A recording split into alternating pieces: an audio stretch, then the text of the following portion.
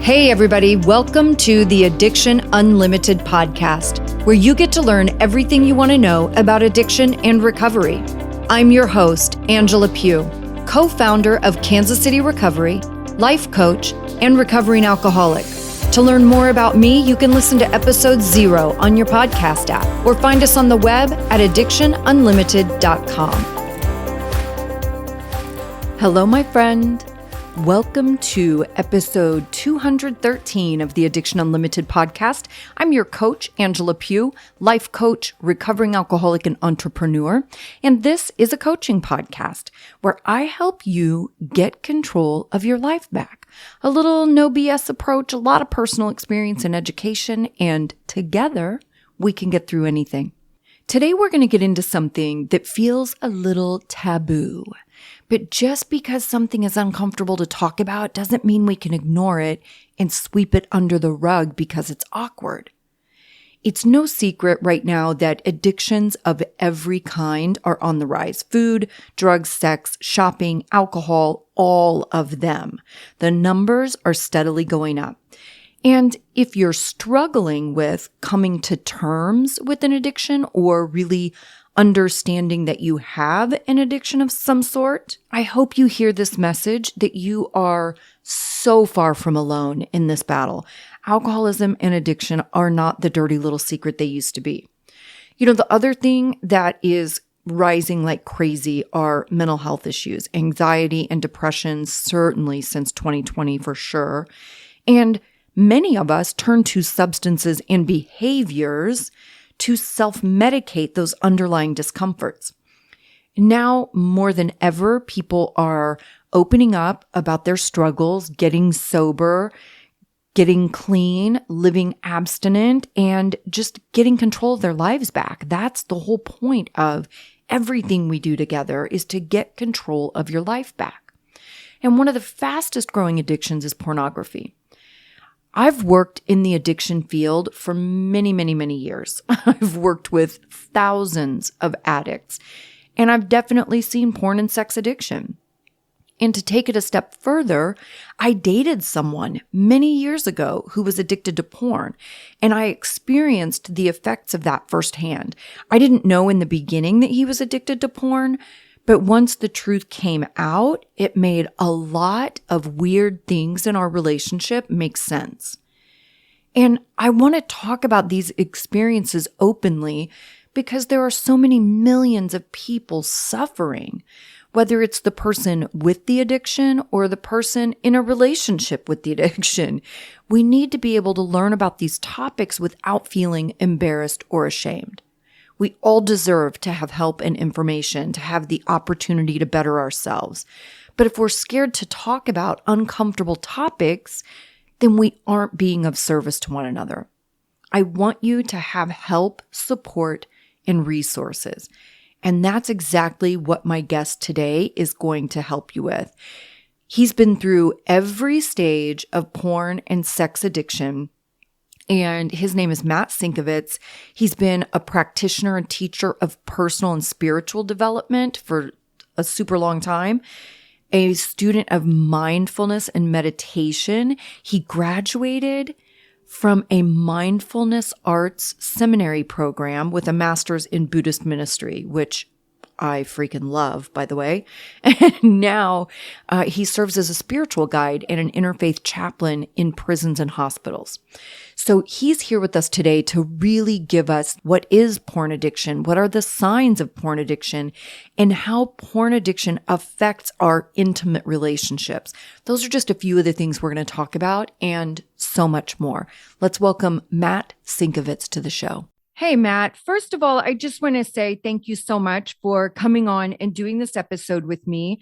I've tried to do episodes in this realm of conversation throughout the course of my podcast because it's very important. And I think, as we all know, these are topics that don't get talked about enough. So I really appreciate you coming on and being willing to be open about your journey and all that good stuff. Yes, Angela, honored to be here. Thanks very much for having. Looking forward to digging into some conversation with you today. Yeah, absolutely.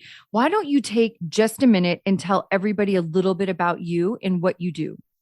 hmm So my name's Matt Sinkovitz. I'm coming from Harrisburg, Pennsylvania today, and I run an online support community called Porn to Purpose, and I'm a coach, and I help men overcome pornography addiction.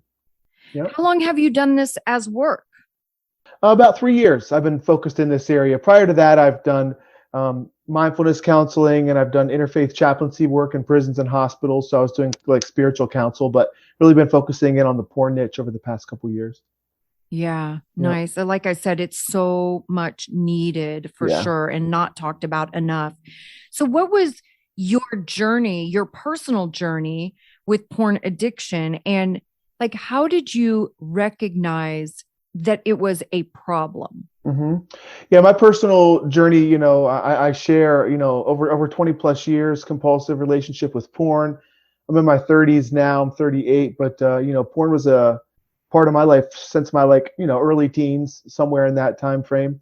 And it was something that was really casual, I think innocent, like it is for a lot of young men, up through my teens and even into my 20s. But there was a point in my journey where I kind of began to recognize it was unhealthy for me, like into my 20s and 30s, kind of had some adverse effects.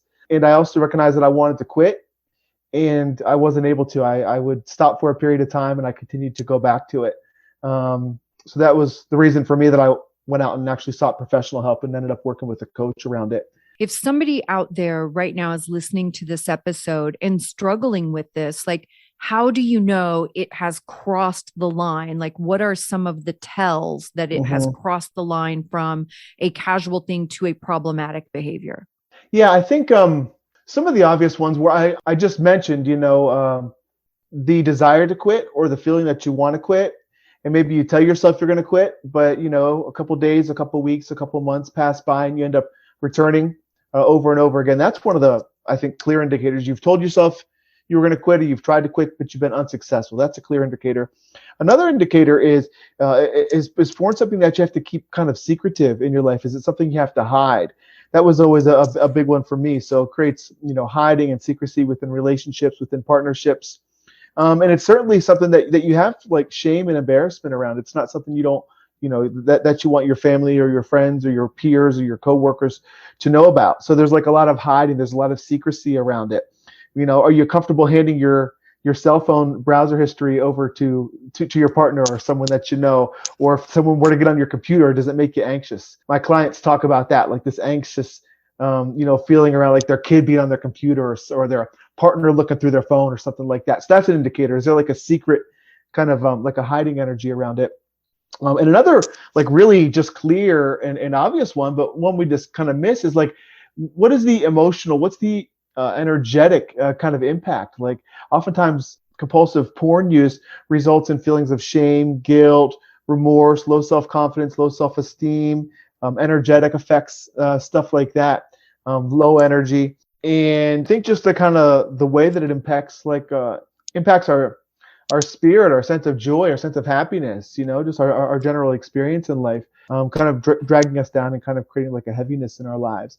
Those are some key indicators for me and some key indicators I think men typically look out for.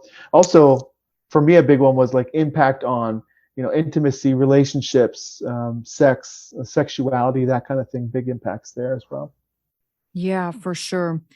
Or have you ever struggled with any other addictions, whether behavior or substance? Like, have you seen crossover, even compulsion, even if it's not full blown addiction, but even some compulsions? Have you Mm-hmm. noticed with yourself? Yeah, for sure. I've done my fair share of things that could be addictive. Thankfully, I was never like addicted to drugs or alcohol. The big one for me, though, the other one was food, and still is something that I continue to work through. There seems to be a correlation there. They say like the way to a man's heart is through his stomach. So there seems to be like this correlation between our sex drive and our drive to eat. For food, it's like these primal instincts. I noticed now that porn's not a part of my life that I still feel these like emotional pulls, like these urges.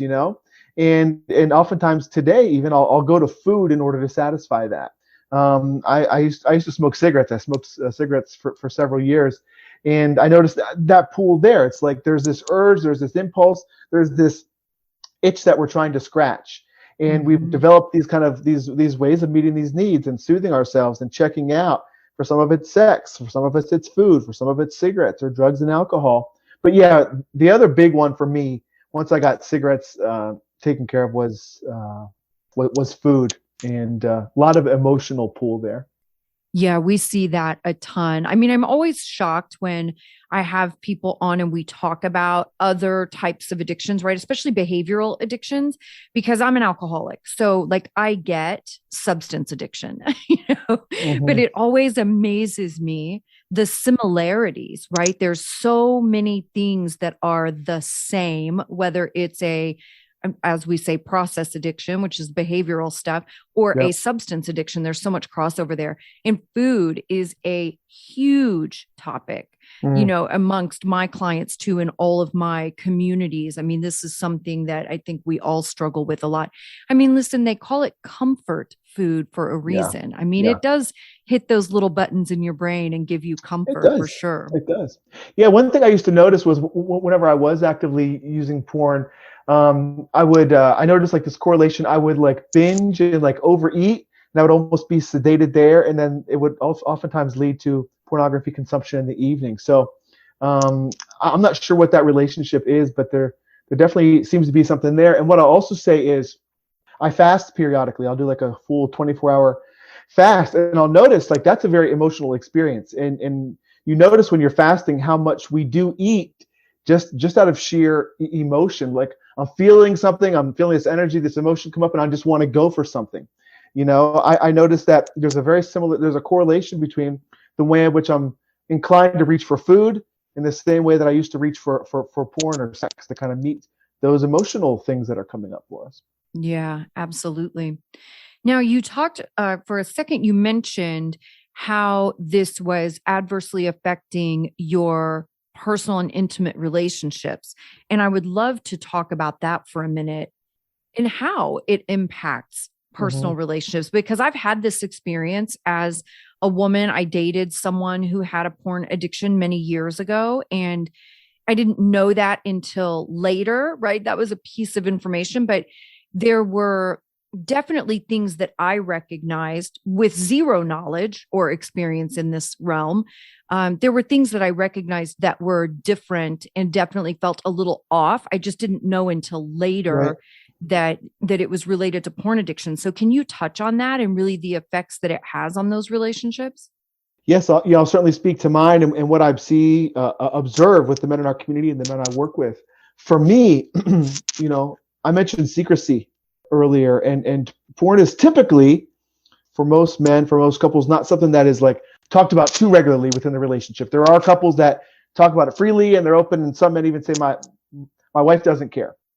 But for me, one thing that porn did was it was like this whole part of my life, this whole aspect of me that I had to hide, that was a secret, that I had a lot of shame, a lot of guilt around, that I just that my partner at the time knew nothing about. And so that was one thing. I think it creates like this kind of void and this part of us that is a secret and is disconnected and kind of withdrawn. And probably like creates lying in certain ways. You're hiding your behavior, you're sneaking around. Again, some of those things that I mentioned earlier. So that was one thing. I think probably even more problematic is if you are using pornography regularly. Say you're at home by yourself, you watch porn, masturbate, and then your partner comes home or you're hanging out that evening and she's interested in being intimate. Like oftentimes that drive is just gone, or our attention is elsewhere, or we're just kind of energetically feeling off or awkward. Porn for me kind of, especially within a couple days of use, it just kind of made me feel like energetically off, sexually off, socially off a little bit. So your partner wants to engage and you've invested all this energy elsewhere and you're kind of not ready to or interested in engaging. What it also does is oftentimes it'll create like this comparison. So men are watching porn, they're consuming porn, they've got all these ideas around sex and what women should do or what women are supposed to do. And then it's like regular, healthy, loving intimacy is just not as beautiful or rich as it can be. Porn has a way of desensitizing us. So those are just some of the impacts on the top of my mind. Yeah. That's so fascinating too, because I wouldn't have, until you were just talking about that, I wouldn't have thought about the secrecy aspect of it and really the impact that can have on a relationship. Because for me, in that secrecy, in all of the oddities that would create, right? Like you were talking earlier about not being comfortable handing over your phone and things Mm-hmm. like that. For me, I would be absolutely triggered to feel like my dude is cheating, right? Like Mm-hmm. that would send all kinds of red flags for me. Yes. And not that this is uncommon in substance addiction either.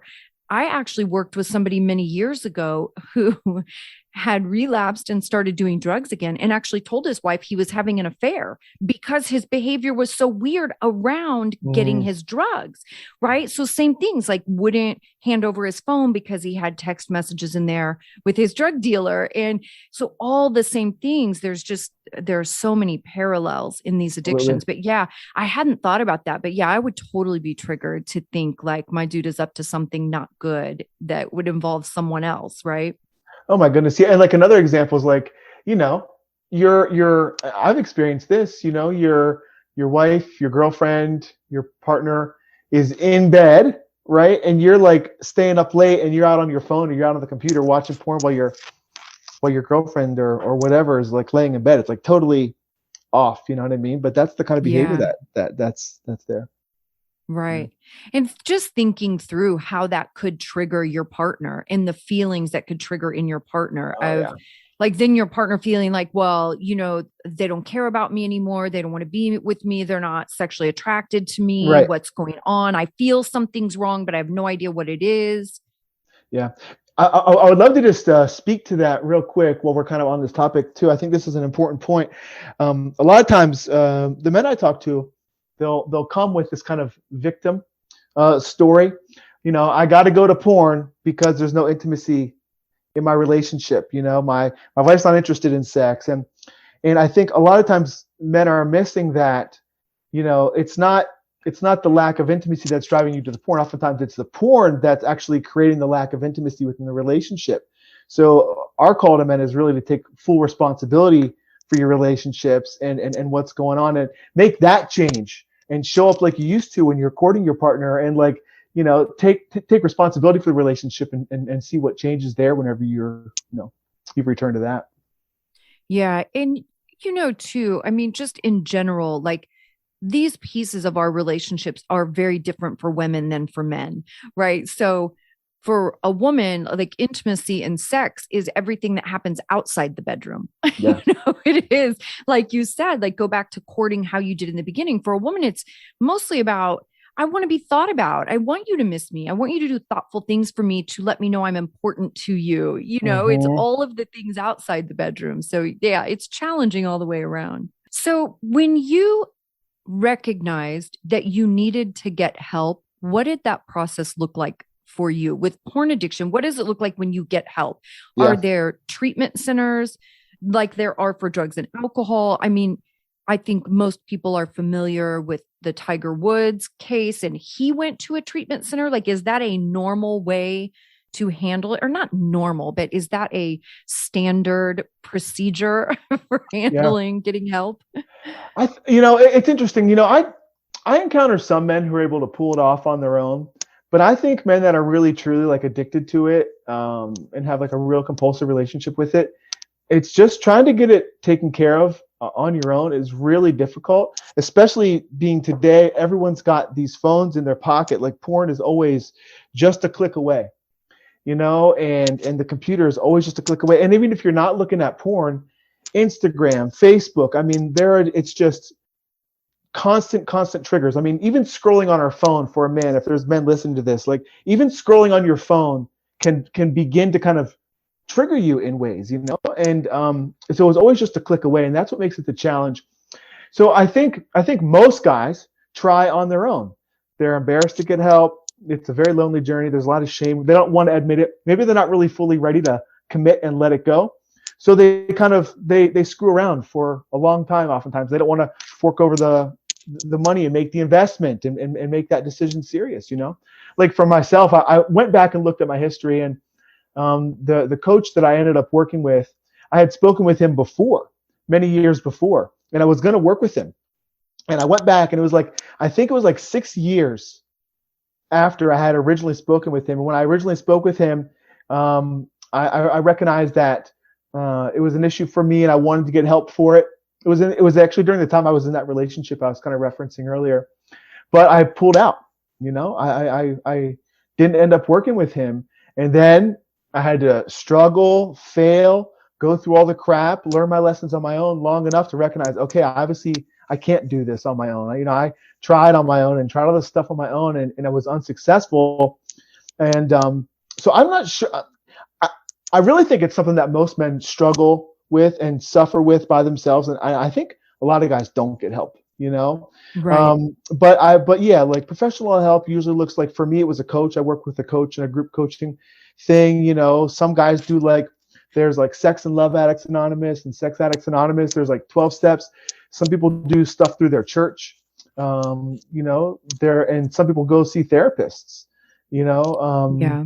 So there are several approaches to this, but Well, yeah, of course, a lot of people aren't willing to do that. Yeah, of course, I love the coaching aspect of it because I'm a coach, right. and because I really believe in the system of coaching, right? You can get an incredible amount of support and guidance and education in a Mm-hmm. coaching relationship, certainly with a group coaching component.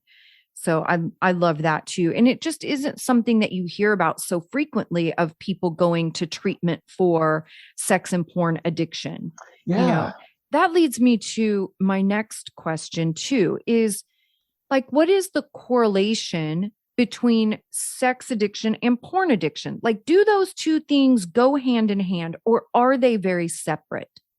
No, I think they go. I would say they go hand in hand. That's my experience. Oftentimes, now sometimes it is a very like narrow thing. Like a guy, he's in a marriage. A lot of times it's like Christian men. They're in a marriage. They're faithful to their wife, but they've got this thing, that they've been dealing with ever since they were teens, man. But very often, I look at porn addiction as sex addiction. It's like it's in the sex realm. I mean, obviously, it has to do with our sexuality. We're viewing sex.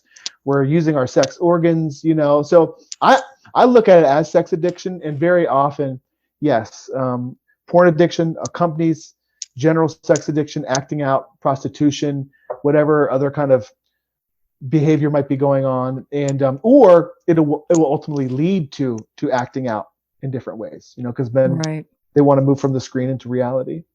Right. And the screen is such an important piece of this conversation too, because just like you said, like everybody has their phone in their pocket or in their hand at all times.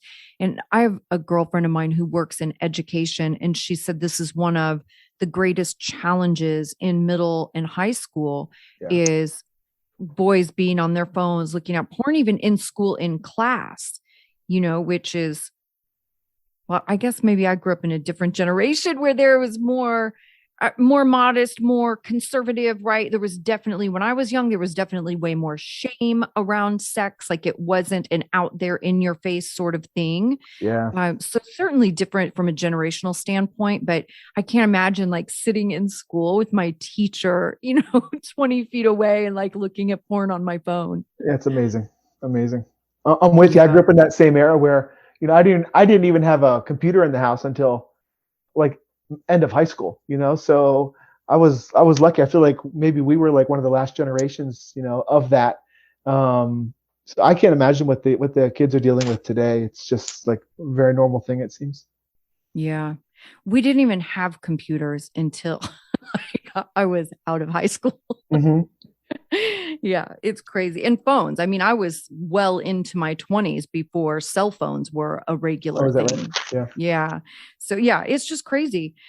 What do you think, on that note, what do you think are some of the negative effects that this is having on our society? Like having it so readily available. And obviously, I would think that with the internet in general, however you consume that, the internet in general has probably, I would assume, made porn addiction skyrocket, Mm-hmm. because you're right. Like you can get triggered, but I think the same thing with eating disorders, right? Like I have to be super mindful what I'm scrolling because I will see all these people with beautiful bodies and all these fitness people. And I'm like, well, damn, dude, I'm 50 and perimenopausal. You know what I'm saying? Like, Yeah. I don't look the way I used to look. I don't have that body anymore, but it can really start to mess with me. So, just the internet in general can be very triggering. How do you think it's really affected our society with the porn addiction? I would agree that it's increased dramatically. I think also the pandemic really pushed people deeper into their addictions in many ways. At least that's what I suspect. Certainly things that you do by yourself, like pornography consumption. Um, but yeah, I think I know, kids are getting their hands on porn at much younger ages. We're seeing issues like erectile dysfunction and delayed ejaculation occurring at much younger ages with young men. So like sexual dysfunction in terms of, you could say how their, bedroom performance, even though I don't like to use the word performance. And another big one is I think it's training. It's desensitizing. We'll say kids, people, boys, men. It's desensitizing them. And it's also creating this standard for a lot of kids, like their first introduction to sex is porn. And porn today is very extreme. It's very graphic. Oftentimes it's very violent. It gets into really taboo genres today because it's like any drug. You need like weirder, harder, more extreme stuff in order to get you off, So what I hear is like a lot of times, a young man, he'll be consuming porn for the first however many years of his adolescence or whatever. And then he goes to have sex and it's like not what he expected. It's not what he's been seeing on the screen. And on the other side of that is the young ladies, they're expected to perform certain ways or to do certain things, which is not maybe what is loving and nice and beautiful about it all. You know what I mean? So it's like it's like a distortion, I think, of reality in many ways. And that was my experience dating someone with the porn addiction. Was like there was almost like an expectation and a disappointment that every single time we were intimate, it wasn't this like circus acrobatic, Right.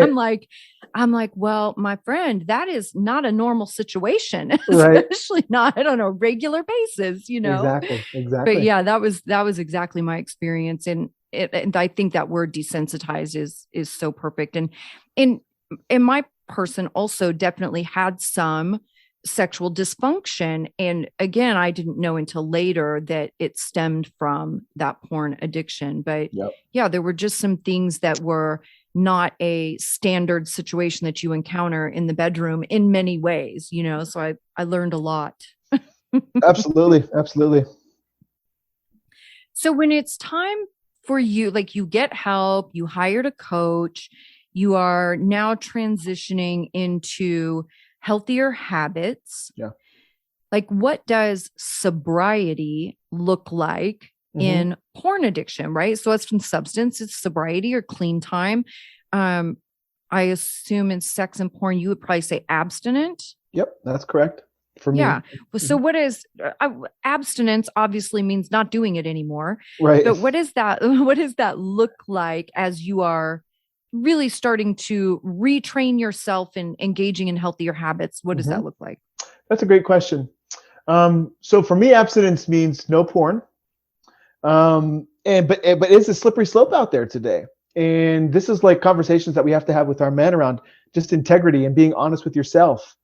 Because again, maybe you're not on Pornhub, but those Instagram, accounts that you're following are pretty, risque. Like it's really, it's gray area very oftentimes. And so that's tricky. So that's why, for myself, it's no porn, softcore or hardcore.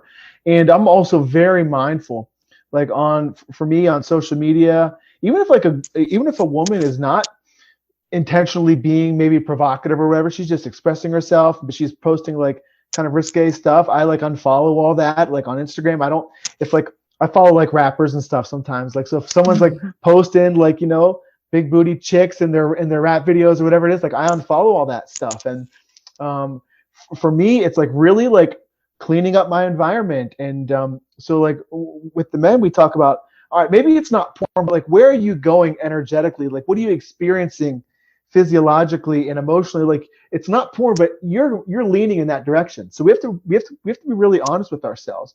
So for me, it's just no porn. I think there is a place for healthy, I think mindful, conscious masturbation. I think it can be a shift from, like using masturbation to objectify women. It could be used as a practice of like reconnecting with yourself, maybe even self-love practices, mindful and conscious. I do not discourage that. I think there's a place for that, especially as maybe we're transitioning. Definitely a place for, again, I use these terms frequently, but that's kind of like what I'm about, but like conscious, intimacy and sex, maybe even not, whatever it is, but I think sex can be fine. Yeah, but so for me, the real trouble is the porn. And so I'm really clear on that. That's what my life looks like today. And that's also what I encourage our men to do is full abstinence. And then it kind of gets gray sometimes. They're like, well, what about pictures of my partner, that she sent me, or videos and stuff like that? And I'm like, I think you just got to really step back and say, all right, let's look at the behavior here. Is it compulsive? Am I using these pictures in the same way I was using porn? It's just a different subject now, So I think we just have to really be honest with ourselves. And that's why it's tricky, It's not like, alcohol is one thing, you know what I mean? It's like, did I drink today or not? But man, it's a gray out there. It's a gray area out there today. Yeah, no question. Those are great points. Mm-hmm. I had a client many years ago that said to me one time, he's like, man, girls they barely wear any clothes in these short shorts. Like, I just wish girls would cover themselves more. And I said, well, listen, like, girls' clothes are not responsible for your thoughts, Exactly. like you have to be responsible for that. You can't expect everybody to accommodate you, right? And what you're struggling with, like, we've got to figure it out within us and figure it out that way. I'd love to just touch on that real quick if I could. That's the work that we're doing with our men. We like recognize that for a lot of men, that little 13-year-old boy that was, looking at women like that, found that Hustler magazine, was viewing pornography, he's a 40 or 50-year-old man now. Like, that little boy is still exists inside of him, the way in which we view women, the way in which we treat women, the way in which we view sex and treat sex and objectify and all these different things. So much of the work is about, I think, as conscious, healthy men, going back and helping that little boy grow up and helping him mature and learning to see through new eyes. This is really a spiritual journey in many ways, even though maybe that's not the sexy way to talk about it, but it very much is. It's about real transformation and seeing things differently. And I think a beautiful example of that was one of our brothers who's a 50-year-old man. He had a 40-year porn addiction. He just shared last week with me, he's now 400 days porn free. And he said, I was in this line at a cafeteria, and there was this beautiful young girl, and she was dressed very provocatively. And he said, I saw her, and he immediately turned away, because we kind of do some training around, placing our attention, not getting lost in fantasy and stuff like that. So he kind of shifted his attention away. But then he checked in with himself. He said, you know what? No, he's like, I'm not going to feel like I need to like run away from it. I'm going to just turn, and I'm going to just see her as just a beautiful human being, like a beautiful piece of art. And he said it was just like this moment of transition for him. He looked at her, and he was able to just take in her beauty without like all the lust and feeling like he needed to take something from her. That was the energy. That was the words he used. He said, I wasn't feeling needy. I wasn't taking from her. I was just appreciating her. And he really saw that as a real shift in who he was. And that's the changes we're really talking about here. Yeah, that's beautiful. That's so good, because really that's what recovery is, regardless of what your compulsion or addiction is, right? Whether it's substance behavior, what recovery is transformational, and it is about learning to look at things differently. That's the whole process, and growing up. That's what recovery is. Well, Matt, again, I appreciate you so much for coming on and sharing this with me. What an awesome conversation. Yeah, I really enjoyed it as well, Angela. Thanks so much for having me today. You've reached the end of another great episode of the Addiction Unlimited podcast. Candid and honest conversation about addiction and recovery. Be sure to visit us at addictionunlimited.com to join the conversation and access show notes and links to everything we talked about. Love this episode? Please take 30 seconds to subscribe, rate, and review on iTunes to help us improve and give you the information you want. Thanks for listening. See you next week.